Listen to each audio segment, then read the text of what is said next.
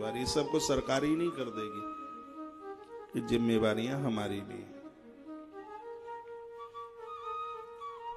तत्पश्चात जैसे नहा धो के तैयार हो गए हैं तो तीसरे नंबर पर है अग्नि। एक दिया जलाइए आप अपने मंदिर में, इसका प्रभाव आप देखेंगे। दिया जलाइए, तीसरा तत्व है ना अग्नि, दिया। और मुझे कोई पूछे तो कभी तो मुझे सूर्य से भी पहले दिया बहुत बढ़िया लगता है। क्यों? इसलिए दीपक कहता है भैया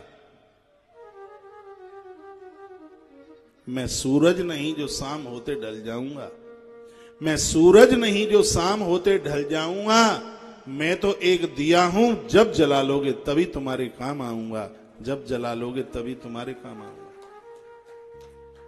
ये आप नित्य कीजिए, लास्ट समय तक कीजिए। आप एक दिया अपने मंदिर में रोज जलाइए, आपकी बॉडी में अग्नि तत्व पूरा होगा।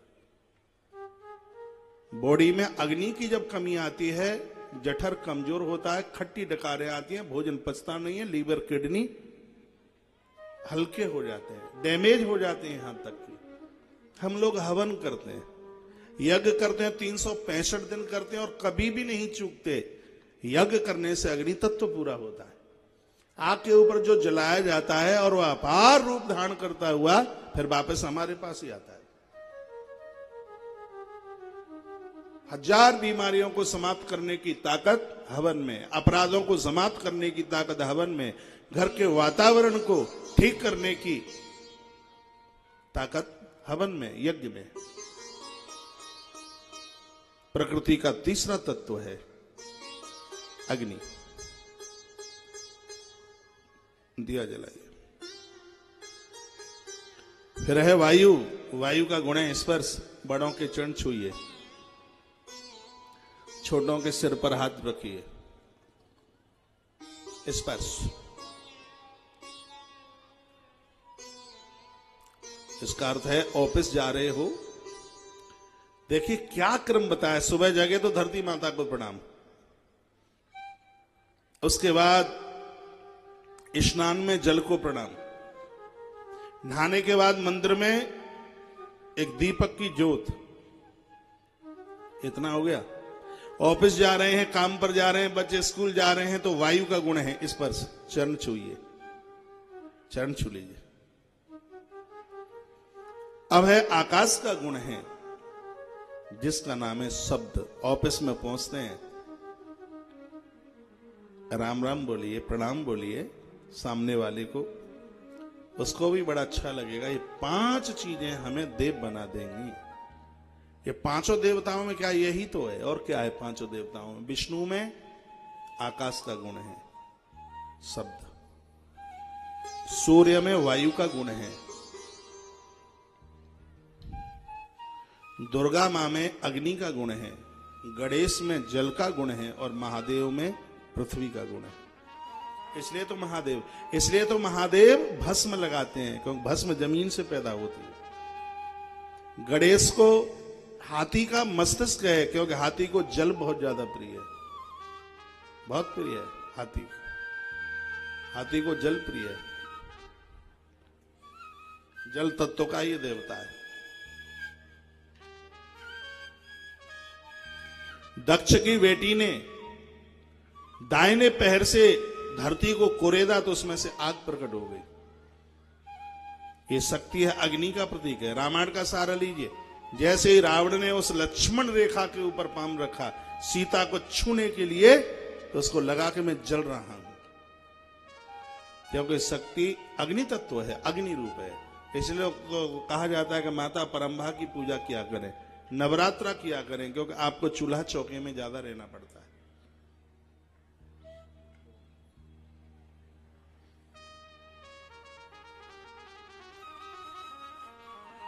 तो इन देवों के अपने अपने गुण हैं। बड़ी सुंदर बात कही है। इन 5, इसको महाभूत कहते हैं। इन 5 महाभूतों से 5 चीजें, शब्द, रस, शब्द, स्पर्श, शब्द, स्पर्श, रूप, रस और गंध, ये 5 चीजें। ये सब पैदा हुआ है तम अहंकार से। रज से बनी है, रजोगुण से बनी है 10 इंद्रियां। 10 इंद्रियां बनी है, 5 ज्ञान की हैं और 5 कर्म की। आंखें हैं ज्ञान की इंद्रिय। अच्छा, एक बात मैं और आपको निवेदन करना चाहूंगा। जो मैं आप प्रकृति के 5 महतत्वों की बात कर रहा था, आपको जो धरती दिखाई दे रही है, पृथ्वी दिखाई दे रही है, पानी इसका ठीक 3 गुना है। 3 गुना है पानी। हाँ, 3 गुना।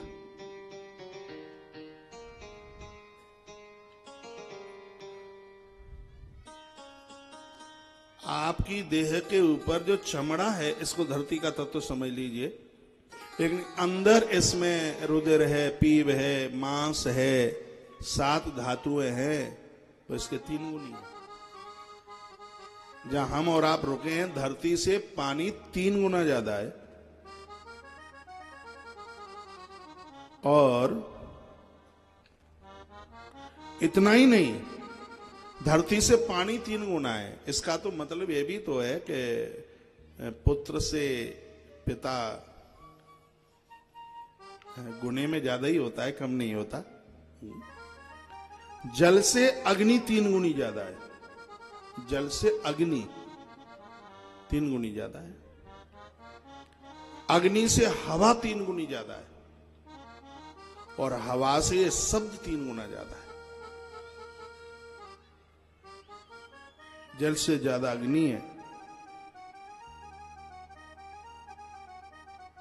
जल से ज्यादा अग्नि। आप कहोगे जल से ज्यादा अग्नि कैसे है? सूर्य के पास पानी नहीं हो सकता, पर सूर्य के पास आग जरूर है।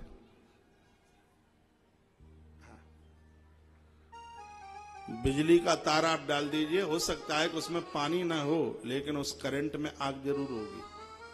तो पानी से ज्यादा अग्नि है। हमारे और आपके 84 लाख योनियों में जो भी भोजन करते हैं, भोजन पचता है, वो आग के द्वारा न पक सकता न पच सकता। अग्नि ज्यादा है।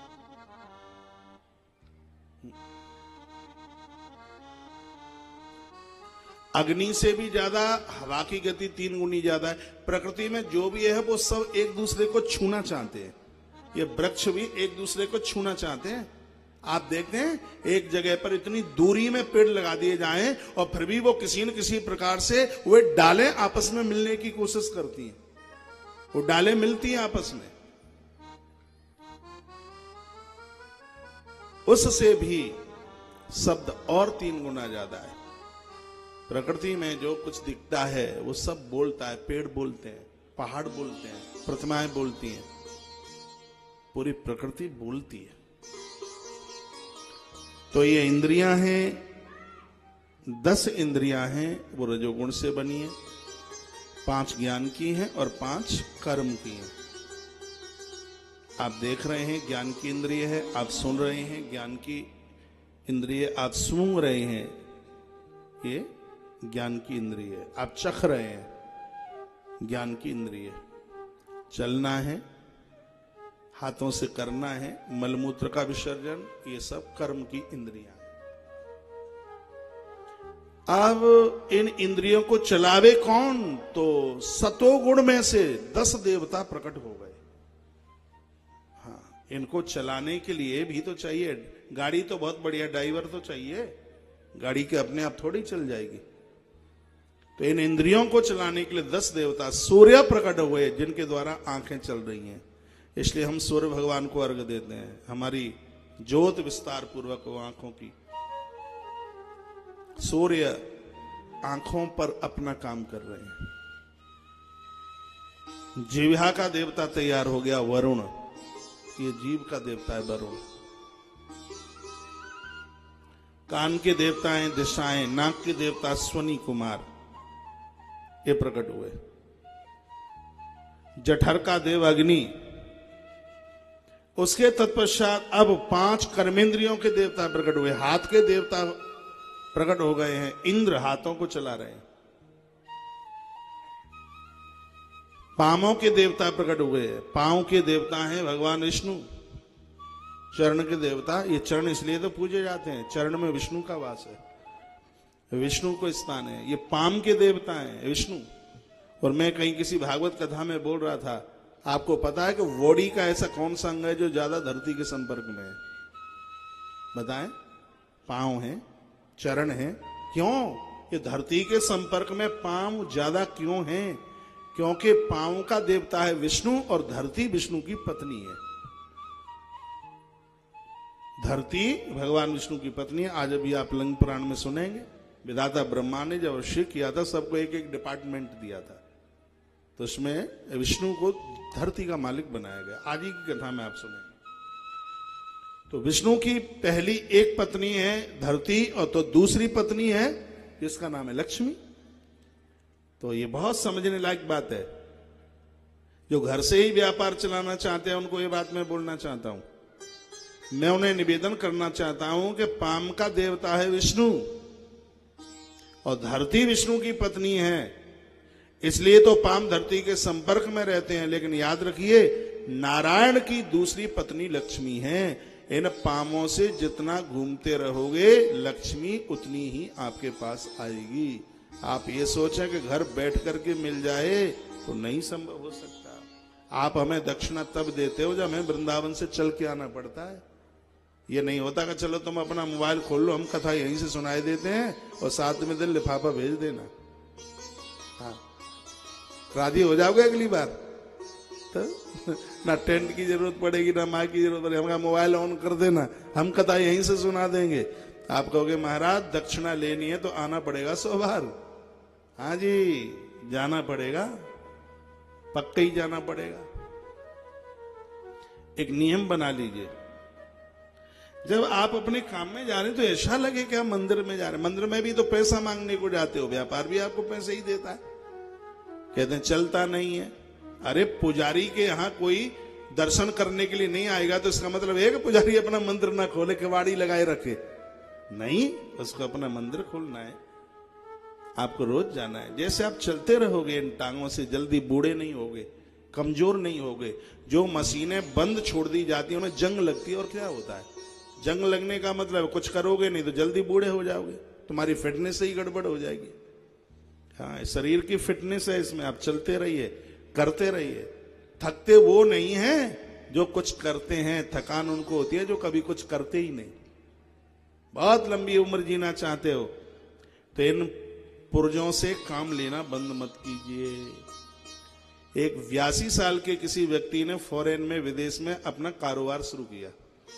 91 साल वो जिया।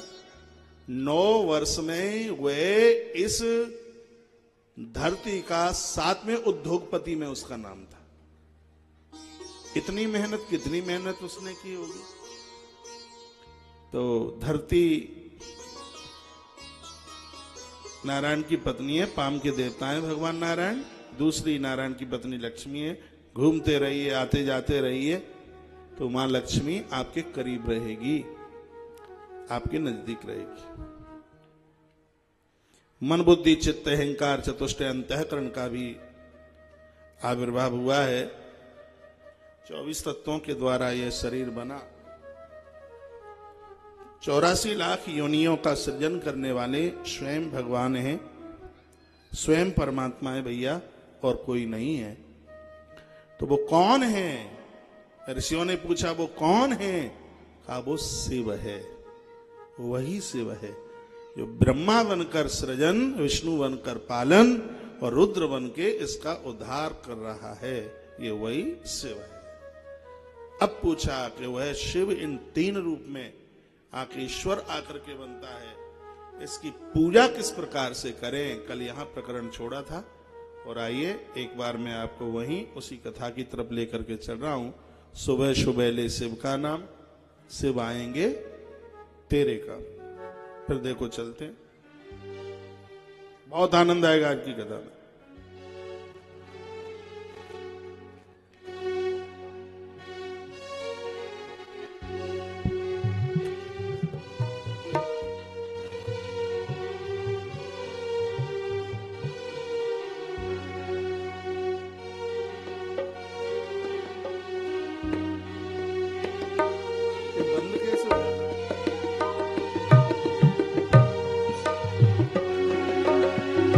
सुबह सुबह ले शिव का नाम कर ले बंदे, शुभ का सुबह सुबह ले शिव का नाम कर ले बंदे, ये शुभ का सुबह सुबह ले शिव का नाम कर ले बंदे, ये शुभ का सुबह सुबह ले शिव का नाम कर ले बंदे, ये शुभ का सुबह सुबह ले शिव का नाम, शिव आएंगे तेरे काम, सुबह सुबह ले शिव का नाम कर ले बंदे,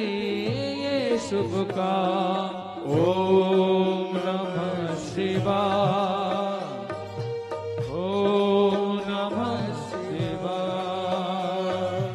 ओम नमः शिवाय, ओम नमः शिवाय।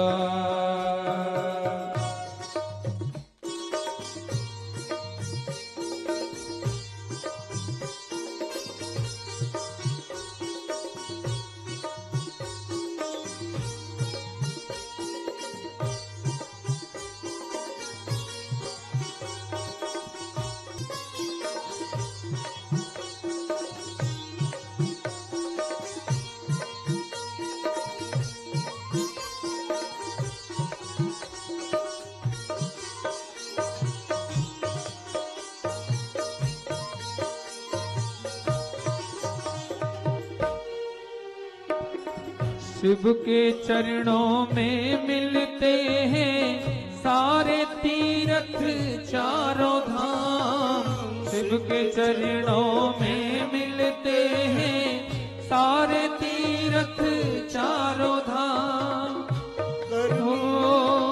करनी का सुख तेरे हाथों, शिव के हाथों में परिणाम, शिव के हाथों में परिणाम। सुबह सुबह ले शिव का नाम कर ले बंदे, ये शुभ काम। ओम नमः शिवाय, ओम नमः शिवाय, ओम नमः शिवाय, ओम नमः शिवाय। हरि बोल।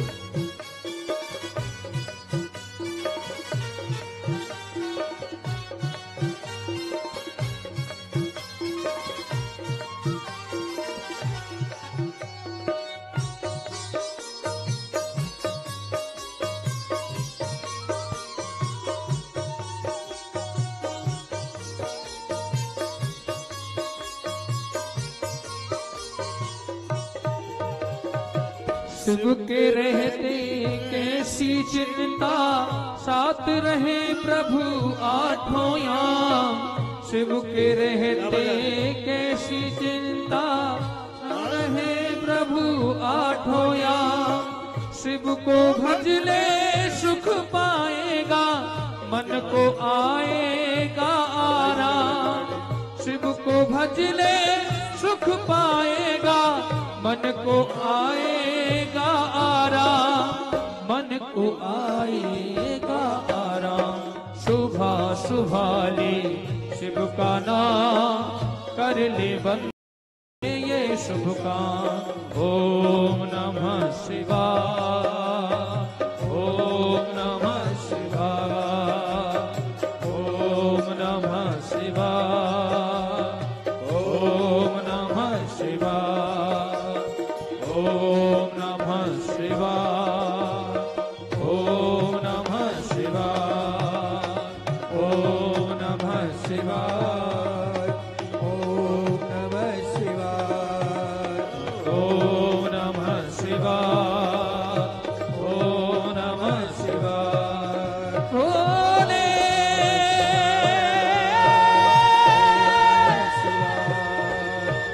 भोले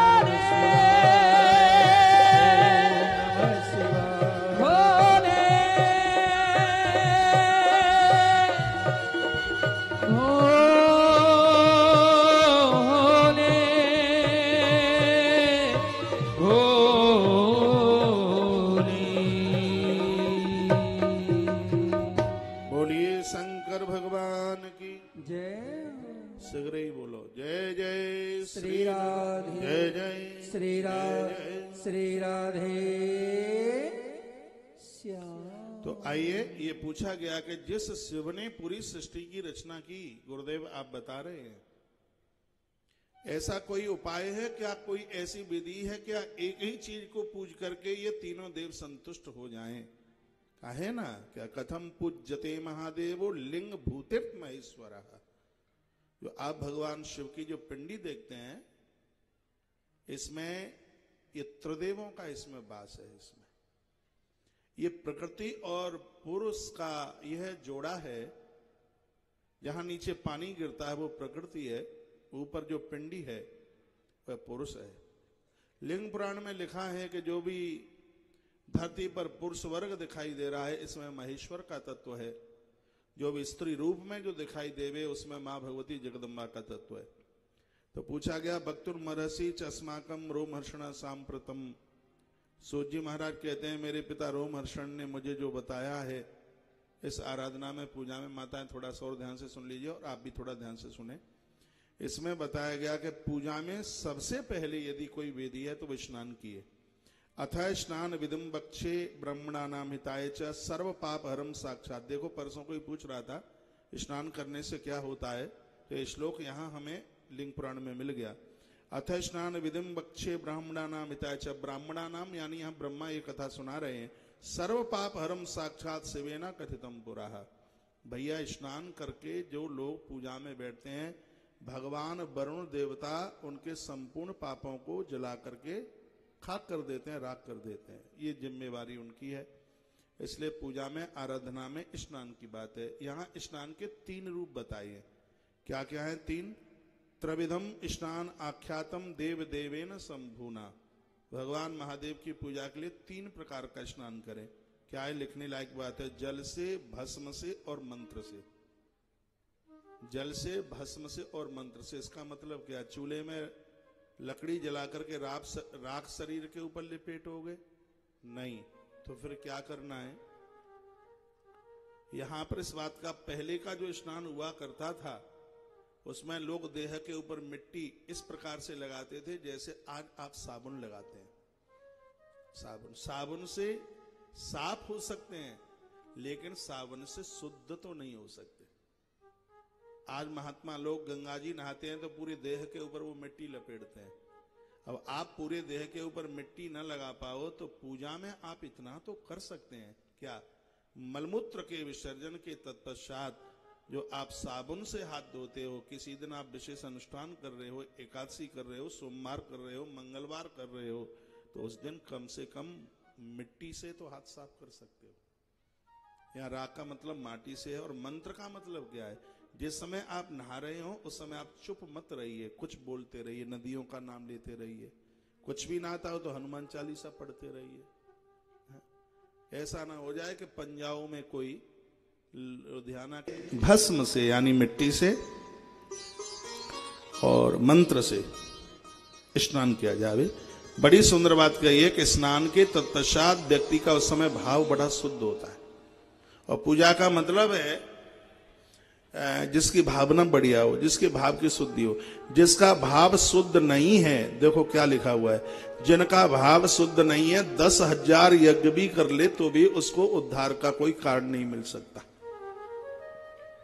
इसलिए अपने भाव को, दूषित विचारों को समाप्त कीजिए। नित्य सूर्य भगवान को अर्घ दीजिए। जिस समय आप सूर्य को अर्घ देते हो तो ये 3 देवता आपके उस अर्घ को स्वीकार करते हैं। तीनों के यहां नाम लिखे हुए हैं। आप सूर्य को जब अर्घ देते हो तो सूर्य, चंद्र और अग्नि तीनों इससे संतुष्ट होते हैं। सूर्य के पास तेज है, अग्नि का तेज है, और चंद्रमा सूर्य से प्रकाश लेते हैं रात्रि को चमकने के लिए। तो जो आप भगवान भास्कर को, सूर्य को जो आप अर्घ देते हो, यहां लिंग पुराण के अंतर्गत लिखा है, इससे तीनों देवता प्रसन्न होते हैं। सर्व पापई विशुद्धि अर्थ। देखो अभी मैंने बोल रहा था ना आपको कि भगवान वरुण पापों को काट देते हैं। सर्व पाप विशुद्धि अर्थ मावाई वरुणम तथा। भगवान वरुण उसके संपूर्ण पापों को समाप्त कर देते हैं। और देखो ततोहो भानु सोम अग्निमंडलम स्मृत बसहा, आप जो जल देते हैं तो भानु यानी सूर्य, सोम यानी चंद्रमा और अग्नि, ये तीनों देव आपके उस जल को स्वीकार करते हैं। पूजा में 3 बार आचमन करके बैठे हैं। जो ये आज देखियो आचार्य जी जो पंडित जी पूजा कराते हैं, कहते हैं हाथ में जल लीजिए, वो सब मंत्र यहाँ लिखे हैं इसमें लिंग पुराण में। वो कहते हैं 3 बार आचमन कीजिए, केशवाय नमः, माधवाय नमः, नारायणाय नमः। अभी लिंग पुराण की कथा, इसलिए यहाँ शंकर जी के नाम लिखे। यहाँ लिखा है तत्पुरुषाय नमः, यहाँ लिखा है शिवाय नमः और यहाँ लिखा है रुद्राय नमः। यही कथा विष्णु पुराण की होती तो लिखा होता केशवाय नमः, माधवाय नमः, नारायणाय नमः। तो 3 बार आचमन कीजिए। और उसके देखो कितनी बढ़िया बात कही है, आपके भाल के ऊपर कोई तिलक लगा रहा है, हमें तो पहले पता भी नहीं था, आज पता लग रहा है, चोटी पर हाथ लगाइए। ये लिखा है यहां पर, देखिए आपके भाल के ऊपर यदि कोई तिलक करता है तो अपना हाथ यूं ऐसे ऐसे पीछे लगाइए। पर्व के समय पर आप स्नान कर रहे हैं, चोटी के ऊपर पानी निकलना चाहिए। पर्व के समय ये सब बातें भी लिखी हैं। स्नान विधि के तत्पश्चात में फिर आप पूजन की विधि एक दिन मैंने बताई है, फिर समय ज्यादा लगेगा, किसी बात को रिपीट करना, दोहराना तो फिर समय की कमी पड़ेगी। मैंने पूरी षोडशोपचार से एक पूजा की विधि आपके बीच में रखी है। और याद रखिए, बिना दीप प्रज्वलन के कोई भी पूजा पूरी नहीं होती। बिना भोग और आरती और स्नान, ये 3 चीज के बिना कोई भी पूजा पूरी नहीं होती। स्नान, भोग, आरती, इस तीनों को रखिएगा। तत्पश्चात यहां पर 5 यज्ञों का वर्णन किया गया है। आवाहित तो देवीम गायत्रीम वेद मातरम, वेद की माता गायत्री है। बताया गया कि उसके अन्न में दोष नहीं रहता जो गायत्री का जप करते हैं। लिंग पुराण में लिखा है आयात वरदा देवी तन्ने महेश्वरी। भैया माता गायत्री संपूर्ण पापों को जला के राख करती है, विद्वान बना देती है। सहस्रम बा तदर्थम बा सतष्टोत, ओहो देखो कमाल कर दिया। चाहे सहस्रम आप 1000 यज्ञ करें, चाहे आप 500 यज्ञ करें, चाहे आप 100 यज्ञ करें, जिस यज्ञ में गायत्री मंत्र से आहुति नहीं डाली जाएगी वो यज्ञ अपने आप में पूरा होगा ही नहीं। ये लिखा है यहां पर 5 प्रकार के यज्ञों का वर्णन किया है। और भी ग्रंथों के माध्यम से मैंने इसकी चर्चा आपको कई बार की है। पूरी सृष्टि यज्ञ में ही तो, आप भोजन करते हैं ये भी तो यज्ञ ही तो है। यज्ञ में क्या होता है? कुंड होता है, सामग्री होती है, सुरवा होता है, सुरवा होता है। और एक जहां से यज्ञ डाले जाते हैं, यज्ञ में आहुति डाली जाती है, वो बाहर की पर्दे 3 मेखलाओं से जुड़ी हुई योनि, जहां से आप सुरवा से आप घी की आहुति डालते हैं। इस बॉडी में देखिए, इसमें भी तो आप रोज खाते हैं, क्या यज्ञ है? यज्ञ है, ये यज्ञ है। इसमें हाथ तो सुरवा का काम कर रहा है, मुंह योनि का काम कर रहा है, और जो पदार्थ है जो आप अंदर लेके जा रहे हैं वो साकल्य का काम कर रहा है। जो आपका पेट है वो कुंड का काम कर रहा है। आप यज्ञ करते हैं, उससे आपको फल प्राप्त होता है, और आप जो खाते हैं वह 7 धातुएं इस यज्ञ के परिणाम हैं। यज्ञ के द्वारा किया गया फल अपने आप में बड़ा विशेष है। और ये पेट में आहुति डालने से जो 7 धातुएं बनी हैं उसकी भी अपने आप में एक बहुत बड़ी विशेषता है। यज्ञ के फल को कोई ऐसे ही नष्ट नहीं करता। तो इस यज्ञ के द्वारा जो एक संपदा पैदा हुई है, प्रकट हुई है, उसको कोई ऐसे ही समाप्त नहीं करता। इसको भी एक यज्ञ का रूप दिया गया है। यह भी यज्ञ है। पोस्टरों पर लिखा होता है, यहां भी लिखा है शिव लिंग पुराण ज्ञान यज्ञ समारोह। यह भी एक यज्ञ है, यज्ञ है। ये भी जो आप ये कथा सुन रहे हैं, ये क्या है? यज्ञ है। इसमें प्रवचन साकल्य है, प्रवचन इसमें साकल्य है। बुद्धि इसमें अग्नि, बुद्धि बुद्धि इसमें अग्नि का काम कर रही है। प्रवचन इधर से जा रहा है, यहां से। ये कान देखिए, वो तो एक ही कुंड है, लेकिन यहां तो जितनी मुंडी है उतनी कुंडी है। ये जितनी मुंडी, एक एक मुंडी पर दो दो कुंडी लगी है। यानी कहने का मतलब है संपूर्ण प्रकृति यज्ञ में है, यज्ञ में है। यज्ञ के बिना तो कुछ है ही नहीं।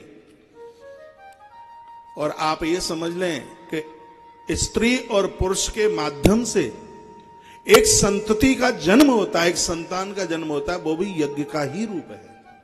अब कुछ बातें ऐसी हैं कि यहां से बड़ा पर्दा डाल करके बोलना पड़ता है, सब बातें यहां से नहीं कही जाती। हाँ, स्त्री और पुरुष का जो एक संबंध है, दोनों के माध्यम से एक संतति का, एक संतान का जन्म होता है, वो यज्ञ का ही तो रूप है। जिसमें पुरुष को श्रवा कहा है, श्रवा, पुरुष को श्रवा, जिस श्रवा से आहुति डाली जाती है, उस पुरुष को श्रवा का। एक बार जयकारा लगाइए, बोले बांके बिहारी लाल की जय।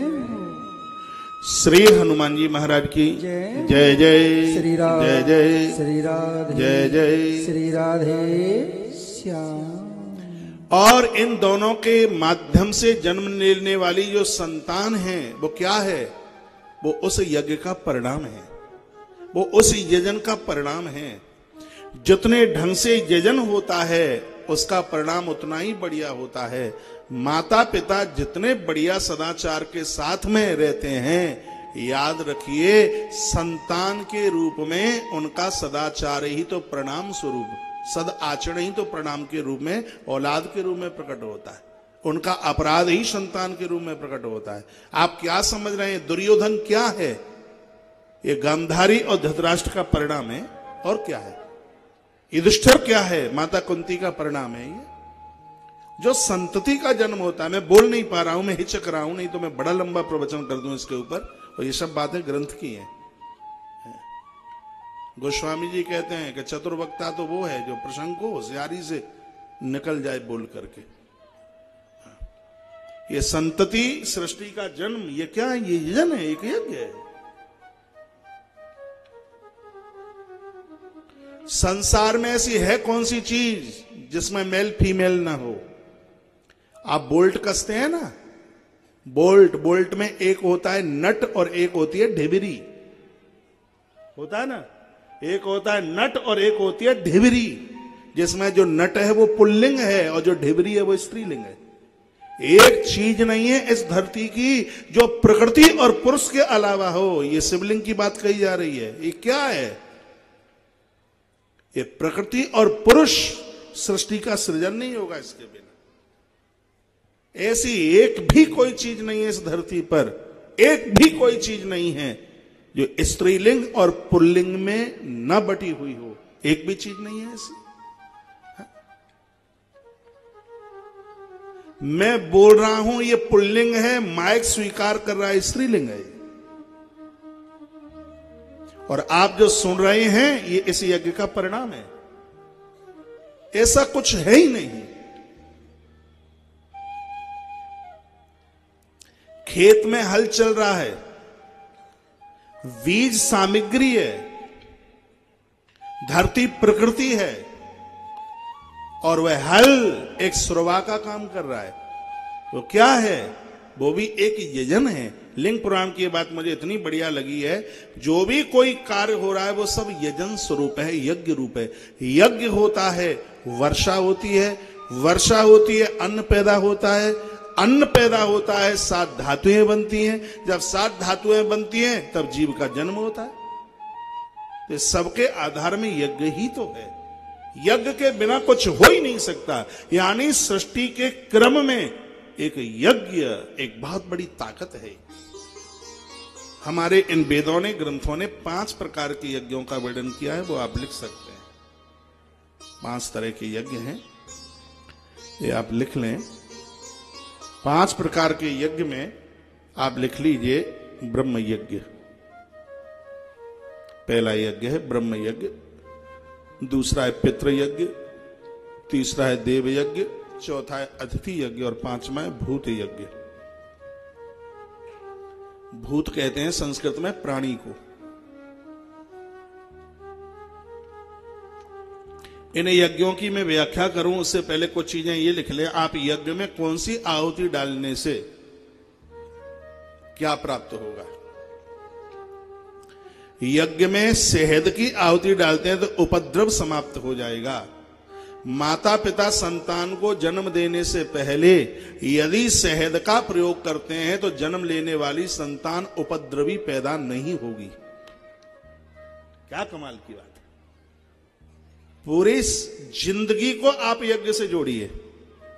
इस यज्ञ में आप शहद की आहुति डालेंगे। सुनो, बहुत ध्यान से, रिकॉर्ड करने लायक बात है। इस यज्ञ में आप शहद की आहुति डालोगे तो उपद्रव समाप्त हो जाएंगे। विवाह के तत्पश्चात पति और पत्नी कुछ समय तक दूध में, पानी में, प्रसाद में दोनों शहद लें। उसके तत्पश्चात जन्म लेने वाली संतान उपद्रवी पैदा नहीं हो सकती। ये हमारा वेद कहता है। अपने जीवन को यज्ञ से जोड़िए।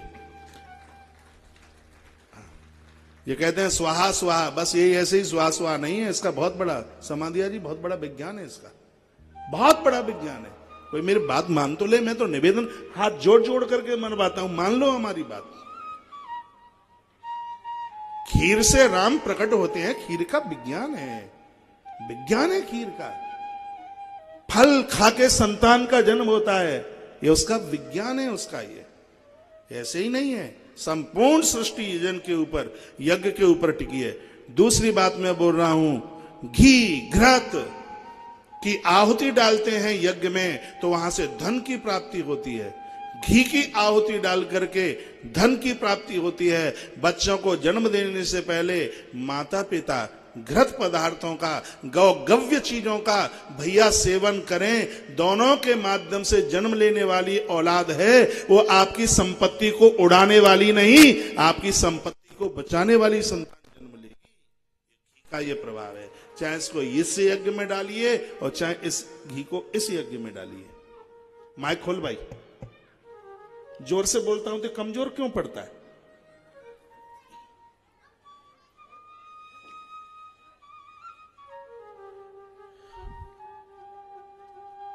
घी में बड़ी पौष्टिकता है। घी के बिना कोई भी यज्ञ पूरा नहीं होता। तो गौगव्य के बिना आपका जीवन पूरा ठीक से कैसे होगा। इसलिए घृत, और विशेष रूप से उन माताओं का ध्यान रखना जो बच्चों को जन्म देने वाली हैं। इसी ग्रंथ के माध्यम से एक दिन मैंने निवेदन किया है। एक सूखा गोला, उसको ऊपर से काटिए, उसमें पूरा घी भरिए, फिर ऊपर से बंद कर दीजिए और उसको एक मटके में, मिट्टी के मटके में रख दीजिए 90 दिन के लिए। 90 दिन के तत्पश्चात घी उसकी रग रग में घुस गया होगा। फिर उसके छोटे छोटे टुकड़े बारीकी से पीसिए, उसका लड्डू बनाइए और भी कोई पदार्थ बनाइए। जन्म देने वाली उस स्त्री को, उस पुरुष को, दोनों को वो घृत सामग्री दीजिए। दोनों के माध्यम से जन्म लेने वाली अद्भुत औलाद का जन्म होगा, ग्रंथ कहता है। घी की आहुति, घी धन प्रवर्तक है। इस यज्ञ में घी की आहुति डालोगे तो वह धन की प्राप्ति कराएगा। और बच्चों को जन्म देने से पहले इस घी को तुम स्वीकार करोगे तो ऐसी औलाद का जन्म होगा जो तुम्हारे धन का नाश नहीं, तुम्हारे धन की वृद्धि करेगा। क्योंकि संतान 3 प्रकार की होती है। एक है उत्तम, एक है मध्यम और तीसरी है अधम। मध्यम संतान वह है माता पिता ने जो दिया है उसको ना घटने दिया ना बढ़ने दिया, उसको मध्यम कहते हैं। खोलो भाई माइक। और उत्तम औलाद वह है माता पिता ने जो दिया उसका कई गुना करके रख दिया। और अधम वह होता है भैया बढ़ाया बढ़ाया तो कुछ भी नहीं, और जो था उसको 3 दिन में सब सफाया कर दिया, वो अधम होता है। वो तो 3 प्रकार की संतान है। ये तो अब हम विचार कर लें कि उनमें से हम कौन से हो सकते हैं। देख लें, पूछ लें अपने आप को। यज्ञ की भाई बात चल रही। यज्ञ वही विष्णु, यज्ञ तो साक्षात ईश्वर का ही रूप है। हाँ, आगे इसमें लिखा है दूध के द्वारा गांव की प्राप्ति होती है। दूध के द्वारा, दूध यज्ञ में डालो, गांव के गांव आपके होंगे। और दुग्ध यदि आप अपने उदर में पहुंचाओ, अपने पेट में पहुंचाओ, भैया दुग्ध का तो इतना बड़ा प्रभाव है, क्या बताऊं मैं। और तो कुछ पता नहीं क्या लेता हूं नहीं लेता, लेकिन कथा में दूध पी करके जरूर बैठता हूं। सोचने की ताकत बढ़ती है, मस्तिष्क बिल्कुल ताजी रहता है। हाँ बिल्कुल। और ये दूध को भी आप ये स्त्री पुरुष लेते रहेंगे तो होने वाली संतान के ऊपर इसका बहुत अद्भुत गहरा प्रभाव होगा। तत्पश्चात है अंगूर। आहा, अंगूर की आहुति डालने से इष्ट की प्राप्ति होती है। अंगूर को आप फ्रूट में, फल में जोड़िए। इधर जो माता पिता फल का सेवन करते हैं, जिन्होंने फल लिया है, तत्पश्चात होने वाली जो संतान है, सच मानिए बहुत भजनानंदी होती है। आप जाएंगे संतों के पास तो संत उसको फल देते हैं। हाँ फल देते हैं उसे, समोसा थोड़ी देते हैं कि जाओ समोसा खा लो और बेटा हो जाएगा। ना चिलगम देते हैं, नहीं देते, फल देते हैं। फल ही क्यों देते हैं? कोको कोला बोतल क्यों नहीं देते? फल ही क्यों देते हैं? वो फल इसलिए देते हैं कि तुम्हारी कोख से जन्म लेने वाला बच्चा भगवान का भक्त हो, क्योंकि तुम पुत्रवान तभी तो मानी जाओगी। गोस्वामी जी की आवाज है, पुत्रवती जुबती जग सोई। आहा, आगे रघुबर भगतु जासु सुत होई। तो ये फल का प्रभाव है। फल स्वास्थ्य के लिए बड़ा लाभदायक है।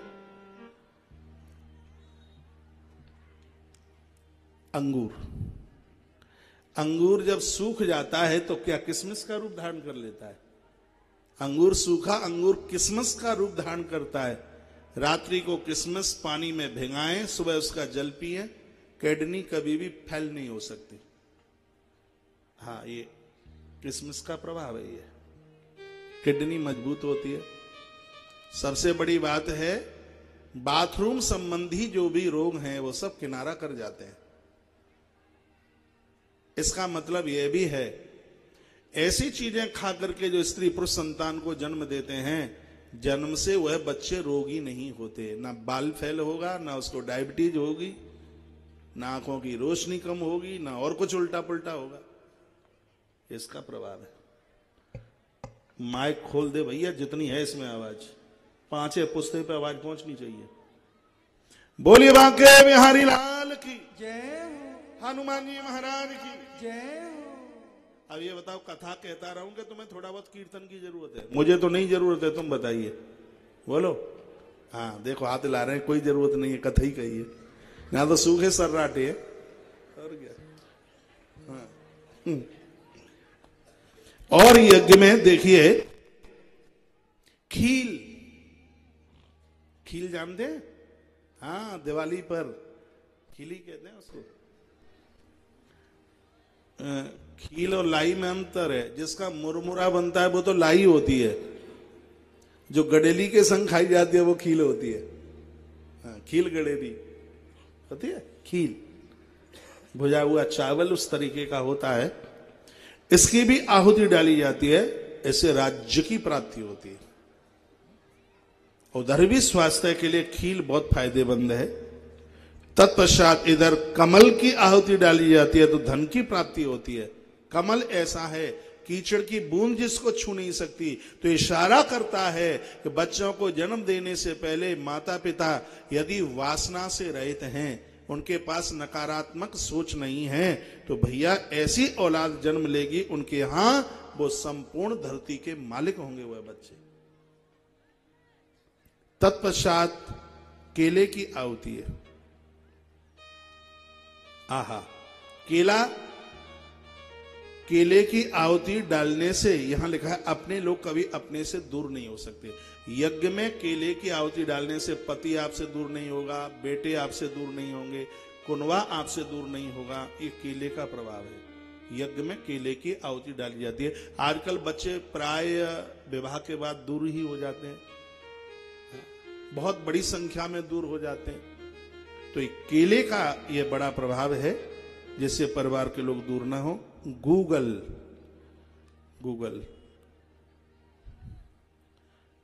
ये गूगल नेट वाला इंटरनेट वाला गूगल नहीं है। हाँ, ये गूगल चलाने के काम में आता है गूगल। इससे दुख नष्ट होते हैं।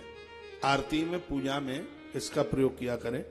हवन में इसकी विशेष आहुति डाली जाती है। तिल अविष्ट सिद्धि देता है। तिल यज्ञ में, कपूर बाघ सिद्धि हो जाती है। कपूर, आरती तो पूरी ही नहीं होती कपूर के बिना। गुड़ की आहुति डालने से मनोरथ सिद्ध हो जाते हैं। आज सुबह आप लोग आए होंगे पूजा में, आए, आपने देखा हमने गुड़ की आहुति डाली थी। काय के लिए डाली थी? ठंड इतनी ज्यादा पड़ रही थी कि सर्दी में सबको कब कभी श्रोता कम हो रहे थे। आप यदि विश्वास कर ले, मैं एकदम 100% सच बोल रहा हूं, इसमें इतना भी झूठा नहीं है। मैंने गुड़ की आहुति डाल के यज्ञ नारायण भगवान को यह कहा था कि आज मौसम बढ़िया कर दो सो श्रोताओं की संख्या कम ना हो। ये आज ही की बात है, समाधि आज आज सुबह की बात है। जो पूजा में रहे होंगे उन्होंने देखा होगा, हमने गुड़ की आहुति कल तो नहीं डाली, परसों नहीं डाली, अदरसों नहीं डाली, आज डाली। आज हमने गुड़ की आहुति डाली है।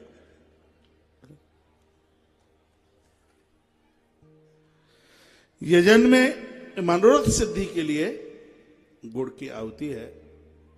तो यजन का, हवन का, यज्ञ का अपने आप में बहुत बड़ा प्रभाव है। तो पहला है ब्रह्म यज्ञ, दूसरा है पितृ यज्ञ, तीसरा है देव यज्ञ, चौथा है अतिथि यज्ञ और पांचवा है भूत यज्ञ। भूत के आगे आप प्राणी लिख ले, नहीं तो आप कहीं उस भूत को न समझ बैठे।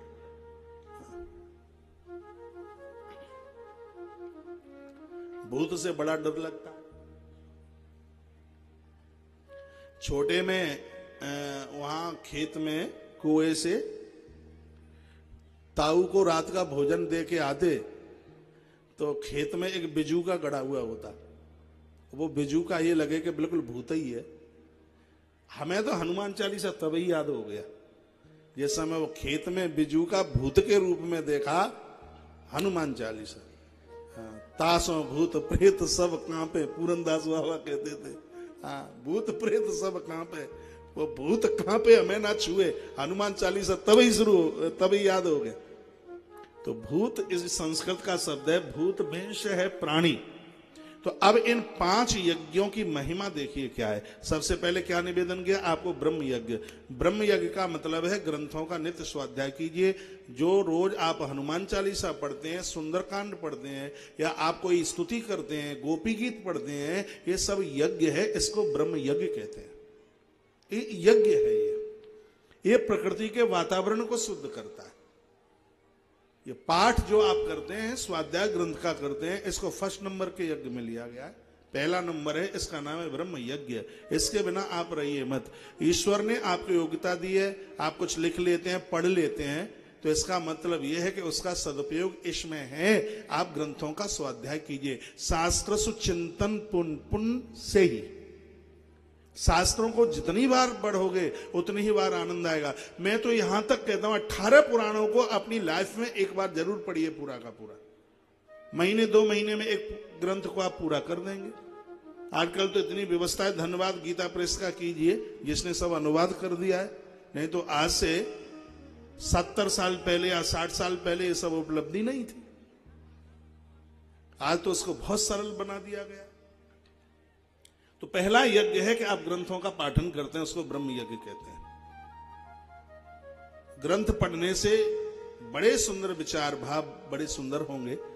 तो पहला ब्रह्म यज्ञ, ग्रंथों का स्वाध्याय। गीता जी का 15वां अध्याय पढ़िए, आपके घर से कोई भूखा नहीं जा सकता। 18वां अध्याय पढ़िए, आपके पास मोह की प्रवृत्ति आपको घेर नहीं सकती। 18वां अध्याय गीता का। गीता जी का 18वां अध्याय पढ़ने वाले चुटकियों के साथ अपना अंतिम समय छोड़ते हैं, उनको चारपाई नहीं गोड़नी पड़ती। मैं तो यहां तक कहता हूं, घर में कोई बूढ़ा है जिसको दिक्कत हो रही है, परेशान है, ना खड़ा होता ना मरता। अब ये जरूरी नहीं है कि 150 साल जिसकी चारपाई की रस्सी काटनी पड़े तब 125 साल जी के जाए। इसमें तो वो चलता फिरता चला जाए तो ज्यादा ठीक है। 3 बात मैं आपको बता रहा हूं। गीता जी का 18वां अध्याय उस व्यक्ति के लिए गोदान, और उसके लिए तीसरी बात है एकादशी के व्रत का कोई समर्पण। किसी ने एकादशी की हो, संकल्प करके उसको दे दीजिए या उसके निमित्त गोदान करा दीजिए। अपने यहां देखो बोलते कहते हैं कि उसको गैया लग गई। जिनको गैया लग गई आपने देखा होगा, या दुनिया छोड़ के चले गए होंगे या खड़े हो गए होंगे। गाय देने के वालों को 10-10 साल जी करके गए हैं। फिर गाय का इतना बड़ा महत्व है, गाय के गोदान का इतना बड़ा महत्व है। उस वृद्ध के लिए या तो गोदान या एकादशी का प्राण उसके लिए निमित्त, या गीता जी का 18वां अध्याय, या तो वो खड़ा हो जाएगा या दुनिया छोड़ के चला जाएगा। वह किसी भी प्रकार का कष्ट नहीं भोगेगा। ये विशेषता है इसकी। और गीता के ऊपर तो मैं बहुत बड़ा जोर देता हूं। हम लोग तो गीता के पुजारी हैं, हमारी धमनियों में है गीता। अभी मैं पूर्व की किसी कथा में निवेदन कर रहा था, गीता के 18 अध्यायों में 3 बातों के ऊपर कृष्ण ने जोर दिया। और आप यहां बड़े सजग समझदार बैठे हैं। गीता में 3 ही बातें, 3 के अलावा कोई चौथी बात नहीं है। गीता में पहली बात है कि जो बीत गया है उसका दुख मत कीजिए। दूसरी बात है वर्तमान का मोह मत कीजिए। और तीसरी बात है कि आने वाले समय का भय मत कीजिए। ये 3 ही तो है। और आदमी 3 में ही परेशान है। जो बीत गया उसके लिए दुख है, जिसको जाना था वो चला गया, मृत्यु हो चली गई। आपके रोने से अब कोई व्यक्ति जिंदा तो नहीं हो जाएगा। कुछ लोगों का अपमान हो जाता है, अरे रात गई बात गई, क्या मतलब है, अरे उसने ऐसा बोल दिया, फलाने ने ये बोल दिया, उसने ये ठिकाना बोल दिया। क्या बोल दिया, जो बोल दिया सो बोल दिया। काय को क्या लादे आप घूम रहे फिर रहे हो। बीते हुए का दुख मत जताइए। रात गई बात गई, देखिए आप कितने बड़े आनंद में आप रहेंगे। हम गए थे, पापा ने ये बोल दिया, अरे पापा है क्या है, पापा ने बोल दिया तो। मम्मी हमसे बोली भी नहीं, चाची ने हमें देख करके मुंह लटका लिया। ये कोई बात है? जो निकल गया उसको छोड़िए। वर्तमान का मोह, बीते का दुख नहीं और वर्तमान का मोह नहीं। ये मेरा है, ये मेरा है, इसी में तो परेशान हो। ये मेरा है, ये मेरा, ये मेरा, ये मेरा, ये मेरा है, मोह। आवाज सुनाई में आई थी, भाई साहब उसका एक्सीडेंट हो गया, कोई दुख नहीं हुआ, एक कह करके रह गए। लेकिन पता चला कि तुम्हारा बेटा फलानी जगह पर एक्सीडेंट हो गया, तो आंख में आंसू हैं। उसका दुख नहीं हुआ, इसका दुख क्यों हुआ? क्योंकि इसको आपने अपना बना लिया है। इससे आप मोहित हो चुके हैं। गोस्वामी जी उत्तरकांड में यहां तक कहते हैं, संपूर्ण दुखों का यदि कोई कारण है तो वो मोह है। मोह धृतराष्ट्र है। मोह को धृतराष्ट्र कहा गया है। मोह सकल व्याधिन कर मूला, उपजहि जिनते विविध प्रसूला। प्रसूल कहते हैं कांटों को। संपूर्ण दुखों का कांटा तो ये मोह है, जिसको आप जकड़े बैठे हैं, जिसको आपने अपना लिया है, अपना बना लिया। कहते हैं ये मेरा है, मेरा मेरा। गीता ने इसका विरोध किया। धृतराष्ट्र को समझाने के लिए यही 3 सूत्र इतने थे, लेकिन वो कहां मानने को तैयार हुआ। और ये बात तब सुनाई जा रही है जब अर्जुन को लग रहा था कि ये मेरे लोग मर रहे हैं, मेरे रिश्तेदार मर रहे हैं, ये सब मेरा कुटुंब खानदान मर रहा है। उस समय उस रण की बीच भूमि पर खड़े होकर भगवान, कृष्ण क्या है ये आप गीता पढ़ेंगे तब पता चलेगा। अब बात रही है तीसरी, भविष्य का भय। ये माताएं बहुत परेशान है। ये काय से परेशान है? एक तरफ तो लग रहा है अब बेटे का विवाह हो जाए, और संग ही दूसरी तरफ से परेशान है कहीं इसकी घरवाली झगड़ालू ना आ जाए। हाँ, ये सब भयभीत है। कोई एक आदमी बची होगी, इन्हें बड़ा डर है। हाँ, ये भय है। राम भरोसे जो रहे पर्वत पर हरियाए। आपका स्वभाव ठीक होगा, क्या करेगी बहू? हाँ, निडर होना सीखिए, निडर बनिए, गीता का वाक्य है। तो मैं यहां व्यासपीठ से ब्रह्म यज्ञ की बात जो मैं आपको निवेदन कर रहा हूं, ग्रंथों का आप नित्य स्वाध्याय कीजिए। ये यज्ञ है, यजन है। मैं करता हूं इसलिए आपको बोल रहा हूं। इस ग्रंथ में 5 यज्ञों के ऊपर बहुत बड़ा जोर दिया गया। दूसरा है पितृ यज्ञ। घर में बुजुर्ग हैं, वृद्ध हैं, बूढ़े हैं, उनको पहले जमाइए। वो नहीं है उनके लिए श्राद्ध कर्म कीजिए। आप दान पुण्य करते हैं उनके निमित्त कीजिए। ये सब पितृ यज्ञ में आता है। आपको कहीं अपना नाम लिखाने की जरूरत पड़ गई, यदि उसमें आपने अपना सन ऑफ लिखाया है, आपका पितृ यज्ञ पूरा हो रहा है। मेरे देश का बहुत इलाका ऐसा है जहां लोग अपने नाम के साथ पिताजी का नाम श्री नरेंद्र दामोदर दास मोदी, बहुत है ऐसा भूभाग, बहुत इलाका है जहां संग में ही पिता का नाम। अपने पूर्वजों को याद करना एक यज्ञ है, पितृ यज्ञ है। घर में बुजुर्ग हैं, वो बड़े लोग भाग्यशाली हैं, बड़भागी हैं, बुजुर्ग हैं, ठीक है। अब बूढ़ों का स्वभाव तो उन्होंने 57 साल पहले का देश देखा है, तो स्वभाव उनका वही होगा। आपकी सहेली मिलने को आएगी तो डोकरी तो पूछेगी, पूरा बायोडाटा पूछेगी, कहां से आई है, कौन सी गली में रहती है, रहने वाली कहां की है, पूरब की है, पश्चिम की है, इटावा साइड की है, भिंड की तरफ की है, वो पूरा बायोडाटा। शादी के समय पर भी कोई इतना ना पूछे जितना वो पूछे। अब उनके कल्चर में, उनके स्वभाव में आप कहीं क्यों बुरा मानते हैं? मेरी बहनों को तो सासुएं इसलिए बुरी लगती हैं कि सहेली का पूरा बायोडाटा मांगती है, इसलिए। तुम्हारा भाग्य है ये तुम्हारे पास में है, तो ये वृद्ध तुम्हारे पास में है, तो तुम्हारे घर को लुटने नहीं देंगे, तुम्हारे घर में डकैती नहीं होने देंगे, हैं? रात में इनको नींद नहीं आती, कहीं कोई कुछ उठा के लेके ना चला जाए। अरे भैया, एक चौकीदार रखते हो, 10,000 रुपया कम से कम लेता है, लेकिन ये तो रोटी खा करके तुम्हारी चौकीदारी कर रहे हैं। वंदन करो इनको, प्रणाम करो, ये बहुत बड़ा देवता है, ये प्रणाम करने को लायक है, प्रणाम करो इन्हें। अब आप दिल्ली रह रहे हैं, जन्मभूमि से बहुत दूर आप रह रहे हैं, अपने हृदय में उनके प्रति सहानुभूति रखिए, श्रद्धा रखिए उनके प्रति, उनके प्रति। वर्ष में एक आध बार तुम उनके पास जाते रहिए या उनको बुलाते रहिए। ज्यादा लंबे समय तक उन्हें रोकोगे, महीने महीने, तो उन्हें चैन कहां पड़ेगा यहाँ, क्योंकि जितना बड़ा तुम्हारा पूरा का पूरा घर है, हाँ, इससे ज्यादा बड़ी तो उनकी पौर है बाहर की भैया, और का इससे भी और ज्यादा बड़ी होगी। उनको तो वहां नींद की छैया में खटिया। चलो, जितने दिन के लिए आते हैं उतने दिन के लिए बुलाइए या उनके पास खुद जाइए। पितृ यज्ञ है, मेरी बड़ी श्रद्धा है, इसलिए मैं वृद्धों के पास बहुत बैठता हूं, उनसे बात करता हूं, मुझे बहुत अच्छे लगते हैं दादा लोग। एक बार जयकारा लगाओगे? कौन से देवता का? सोच लो पहले। बोलो बटेश्वरनाथ भगवान की जय हो। गुफा वाले हनुमान जी महाराज की जय जय जय। श्री राम श्री राम श्री राधे श्याम। तो ये रहा पितृ यज्ञ, श्राद्ध करते रहिए। ये मत कहिए कि वो जीवने को आएगा कि नहीं, वो आता है, और भगवान वहां रहते हैं। कहां? देखिए रामायण का अयोध्या कांड है।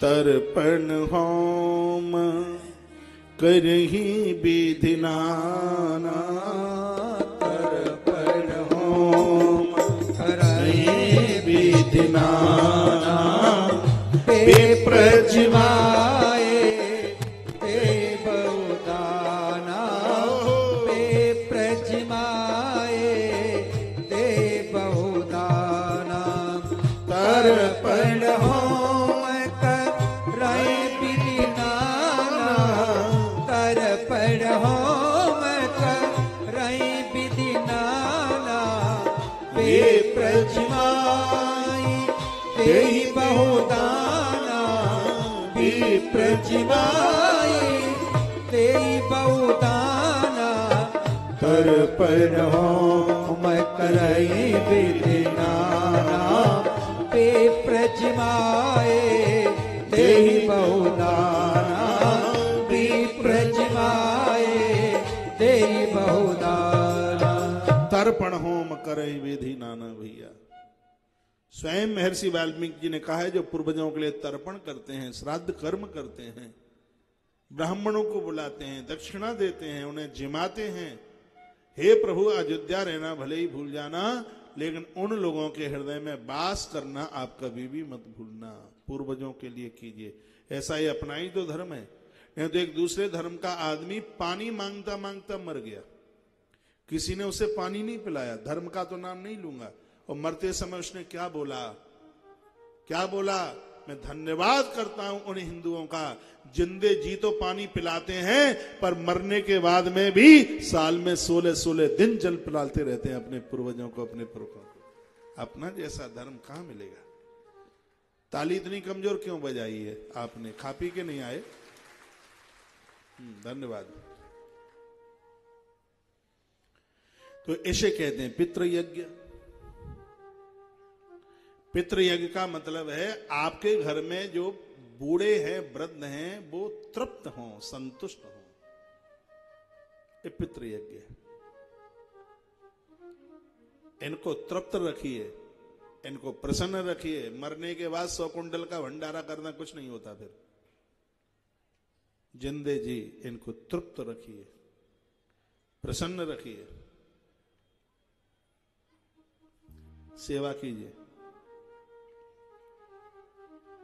जो मेरी बहनें लड़े बिना, सासू से लड़े बिना श्वास भी ना लेती हों, उनको तो बड़ी गुस्सा आ रही होगी मेरे ऊपर। दांत पीस रही होंगी।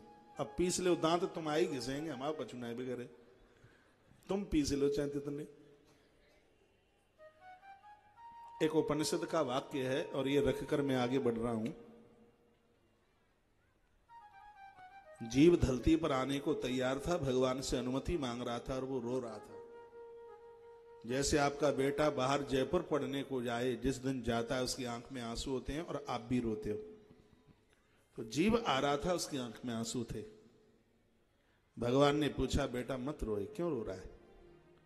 कहता, अकेला जा रहा हूं, मुझे कौन संभालेगा? भगवान बोले, 2 भेज दिए तेरे से पहले, चिंता मत कर। अच्छा, भूख लगेगी, होठों की भाषा कौन समझेगा?